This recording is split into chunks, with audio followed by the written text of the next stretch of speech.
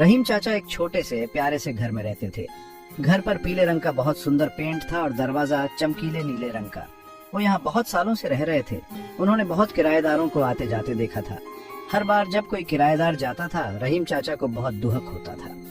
उन्हें उनकी हंसी, उनकी बातें, जिंदगी में उनकी मौजूदगी सब याद आता था। रहीम चाचा अक्सर अपने बरामदे में झूले पर बैठकर पुरानी बातें याद करते थे। उन्हें उन परिवारों की याद आती थी जो उनके कमरे किराए पर लेकर रहते थे। उन्हें उन नौजवान स्टूडेंट्स की याद आती थी जो अपने सपनों के पीछे भाग रहे थे। हर किराएदार की यादें उन्हें बहुत प्यारी थी। वो उनकी जिंदगी की किताब के अध्याय जैसे थे। एक दिन अनवर नाम का एक नौजवान उनके कमरे को देखने आया जो किराए पर था। रहीम चाचा को उम्मीद थी कि ये नया किराएदार कुछ समय के लिए रुकेगा। उन्हें उस साथ और खुशी की तलब थी जो किराएदार उनकी जिंदगी में लाते थे। अनवर एक शांत और सभ्य नौजवान था। वो लोकल लाइब्रेरी में काम करता था। अनवर अपना पूरा दिन किताबों के बीच बिताता था। उसे पुरानी किताबों की खुशबू और उनमें छुपी कहानियां बहुत पसंद थीं। अपने खाली समय में अनवर कविताएं लिखता था। अनवर किराए के कमरे में रहने आ गया। वो ज्यादातर खुद में ही रहता था। रहीम चाचा को अनवर एक अच्छा किराएदार लगा, लेकिन अनवर थोड़ा संकोची भी था।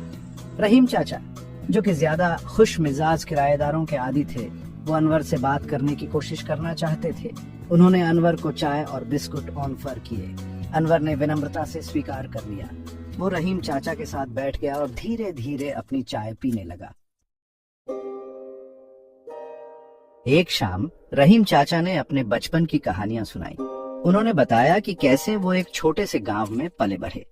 उन्होंने अनवर को बताया कि कैसे वो अपने दोस्तों के साथ खुले आसमान के नीचे खेला करते थे। अनवर ध्यान से सुन रहा था। उसके चेहरे पर एक प्यारी सी मुस्कान थी। जैसे जैसे दिन हफ्तों में बदलते गए, रहीम चाचा और अनवर ज्यादा बातें करने लगे। वो साथ में खाना खाने लगे। वो किताबों और कविताओं पर चर्चा करते थे। रहीम चाचा को अनवर का शब्दों के प्रति प्रेम पता चला। अनवर को बदले में रहीम चाचा का नेक दिल और उनकी समझदारी का पता चला। धीरे धीरे बूढ़े मकान मालिक और उनके नौजवान किराएदार के बीच एक रिश्ता बनने लगा।